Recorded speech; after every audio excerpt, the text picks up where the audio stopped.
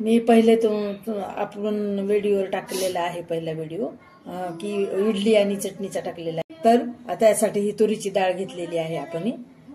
5-6 माणसाला ही डाळ पुरेपूर पुरती आहे। तर ही 2दा डाळ धुवून घ्यायची आणि ह्याच्या 4 शिट्ट्या करायच्या, तर म्हणजे मग चांगली मऊ होते। त्यासाठी कुकर हे शिट्ट्या करून घेणार आहेत आपण।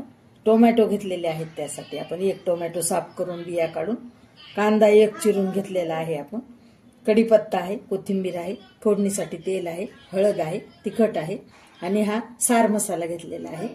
आणि आपण कोकम पण टाकणार आहोत। ही मोहरी घेतलेली आहे, जिरं घेतलेलं आहे आणि त्यासाठी मीठ घेतलेलं आहे। आता आपण कुकर लावून घेऊ। ही 2दा डाळ मी धुवून घेणार आहे, तुम्हाला सांगितलेलंच आहे।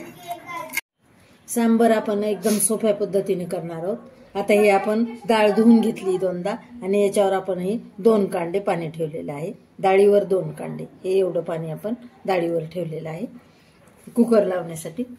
हे सोप्या पद्धतीचं सांबर आहे खूप। आता हे हळद टाकणार आहोत आपण, हळद टाकू। हे सार मसाला टाकू एवढा आपण। ह्याच चमच्यानं आपण 1 चमचा घेतलेला आहे सार मसाला। त्याला टाकू आपण टोमॅटो। आता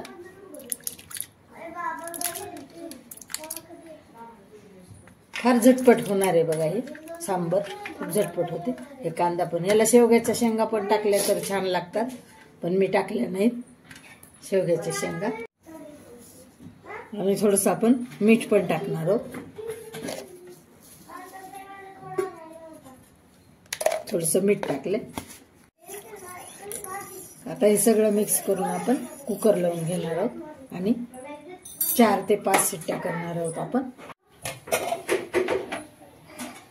सगळं चांगलं मिक्स करून आपण हे कुकर लावून घ्यायला आहोत।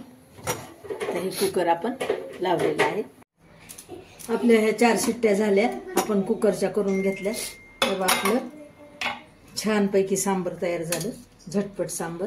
आता याला आपण असं हे करून घेऊ, असं छान हटल्यासारखं करू।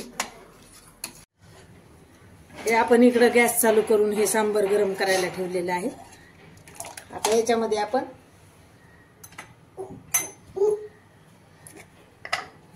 सार मसाला टाकणार आहोत थोडा अजून। थोडंसं आपण मगाशी मीठ टाकलेलंच आहे, पण त्याला कमी झालेलं आहे। चव घेऊन पाहायची, आपल्याला जर कमी वाटलं तर ह्याला कमी वाटायला म्हणून थोडंसं मी मीठ टाकायला लागले। थोडं चवीपुरतं मीठ टाकून घ्यायचं। याला अशी कोथिंबीर टाकून घ्यायची।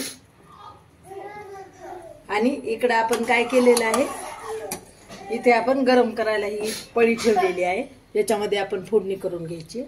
आता मी त्याच्यामध्ये तेल टाकते। हे थोडं मी गरम पाणी करून घेतले, याला आपण थोडंसं पाणी टाकू, म्हणजे फार घट्ट होत नाही, फार पातळ होत नाही, असं सांबर छान सरबरीत होतंय आपल्याला। आपण कोकम टाकलेलं आहे, थोडं धुवून घेतलं कोकम आणि आपण याला कोकमही टाकलेलं आहे। छान चव येते कोकममुळे, गोड आंबूस छान चव येते, आंबूस चव येते त्यामुळे। आता आपण इकडं फोडणी करायला ठेवलेली आहे। इकडे हे उकळायला ठेवलेलं आहे कुकर, सांबरचं आपण उकळायला ठेवलेलं आहे आणि इकडं फोडणीसाठी पळी ठेवलेली आहे।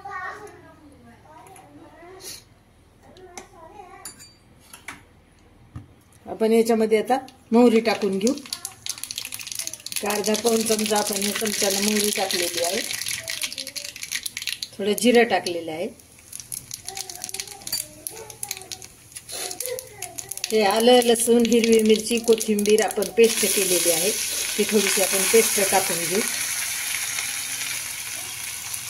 छान परतून घेऊ। याला मस्त थोडीशी टाकलेली आहे। यामध्ये टाकू आपण कढीपत्ता थोडा,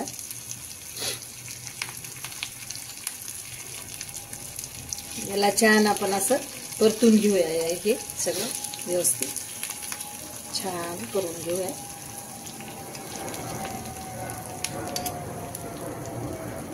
थोडा गॅस मोठा करून आपण छान परतून घेणार आहोत त्याला। तिखट तुम्ही चवीनुसार अजून टाकू शकता, मी टाकलं नाही। तुम्ही थोडं चवीनुसार तुम्हाला तिखट जास्त लागत असेल तर तुम्ही टाकू शकता.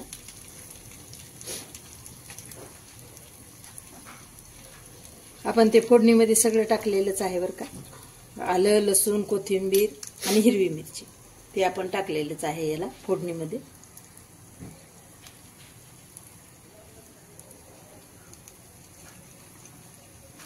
आता हे आपण सांबारमध्ये टाकून घेऊ. हे झालेलं आहे, यामध्ये आपण टाकून घेऊ ही फोडणी. बघा तुम्ही बघू शकता.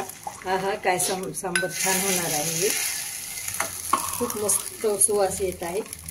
हे आपलं सांबार तयार झाले. याला 2-3 उकळ्या आपण मारून घेऊ छान. 2-4 उकळ्या झाल्या की आपलं सांबार तयार होते. करून टाका. हे सांबार हे आपलं किती सुंदर झालेलं आहे. सुवास खूप छान येलेला आहे. आपलं उकळलेलं आहे सांबार. हे बघा खूप सुंदर झालेलं आहे.